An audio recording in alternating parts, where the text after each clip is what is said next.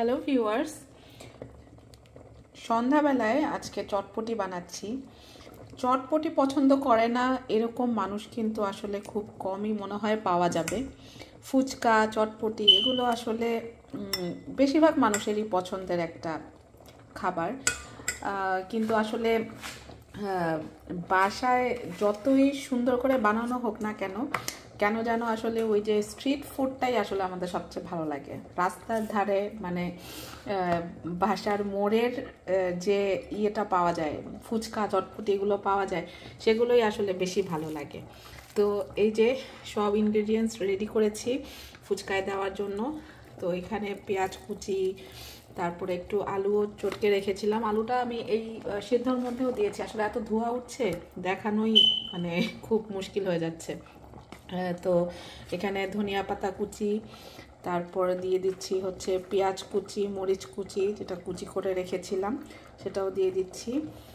এখানে শসা কুচি, আর আমি আসলে ওই যে টক ঝাল যেটা থাকে ওটা খেলে আমার খুব প্রবলেম হয়, তো আমি লেবুর রস দিচ্ছি।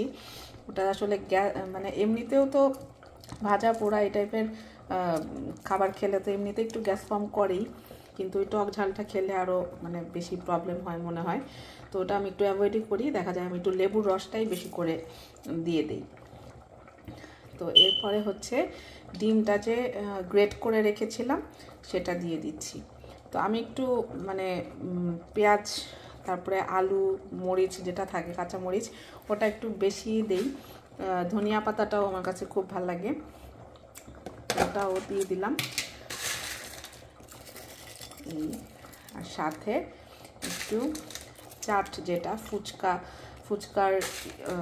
ফুচকাটা একটু ভেঙে দেওয়া, ওটা তো না দিলেই না। তো এই হচ্ছে আজকের সন্ধ্যার একটা নাস্তা। তো শীতের সময় বিশেষ করে এই ধরনের গরম গরম চটপটি, ফুচকা দুটাই খেতে খুব কিন্তু ভালো লাগে। তো আমার মতন এরকম কার কার ইচ্ছে হলে বাড়িতেই বানিয়ে খান ফুচকা বা চটপটি জানাবেন। আমি আসলে খুব বেশি যে মানে মনে হলেও অনেক সময় সব সময় বানানো হয় না, ঝামেলার জন্য অনেক সময় এড়িয়ে যাই। দেখা যায় অনেক সময়ই মনে হয় যে খাবো, কিন্তু আসলে খাওয়া হয়ে ওঠে না। তো আজকে ভেবেছিলাম যে বানাবো। তো এটা তো বানানো একদমই সহজ, কিন্তু সবসময় আসলে হয়ে ওঠে না। তো একটু টেস্ট করে দেখি কেমন হয়েছে। খেতে তো ভালোই লাগছে, আর চটপটি আমার খুব পছন্দের, খুব ভালো লাগে আমার। যাই হোক, এটা বানানোর সময় আমি আসলে চাট মশলাটা ইউজ করেছিলাম। তো সবাই মোটামুটি আমরা জানি আসলে চটপটি কীভাবে বানায়, এমন কোনো কঠিন কোনো রেসিপি না।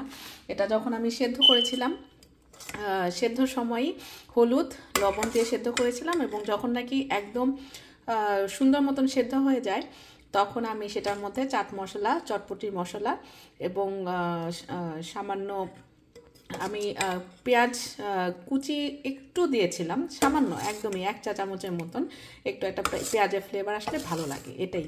আর তাছাড়া কোনো মশলা এটা নেই, এই চাট মশলা চটপটির যে মশলাটা থাকে ওইটাই সামান্য একটু শুকনো মরিচের গুঁড়া একদম অল্প দিয়েছি কালারটা সুন্দর আসার জন্য, এটাই, দ্যাটস ইট। এটাই সুন্দরভাবে সেদ্ধ করার পরে তারপরে তো নামানোর পরে এই ইনগ্রেডিয়েন্টসগুলো দিয়ে, যেগুলো নাকি আমরা সাধারণত যেগুলো ইউজ করি, তো আমি টকের বদলে শুধু লেবুটা ইউজ করেছি, এটাই। তো আমি লেবুটা আমার কাছে বেশি ভালো লাগে খেতে। আর ফুচকা এটা দিয়ে সুন্দর করে মেখে মানে খেলে আসলে বোঝা যাচ্ছে না যেটা রাস্তার ধারে যেটা থাকে সেই চটপটি নাকি বাসায় বানানো, কিন্তু তারপরেও আসলে ওই এনভায়রনমেন্টটা ভালো লাগে যে সবার সাথে একসাথে রাস্তার মোড়ে দাঁড়িয়ে চটপটি বা ফুচকা খাওয়াটা, এটাই। তো ভিডিওটি ভালো লাগলে লাইক, কমেন্ট, শেয়ার করে পাশে থাকবেন। সবাইকে ভিডিওটি দেখার জন্য ধন্যবাদ। সবাই ভালো থাকবেন, সুস্থ থাকবেন।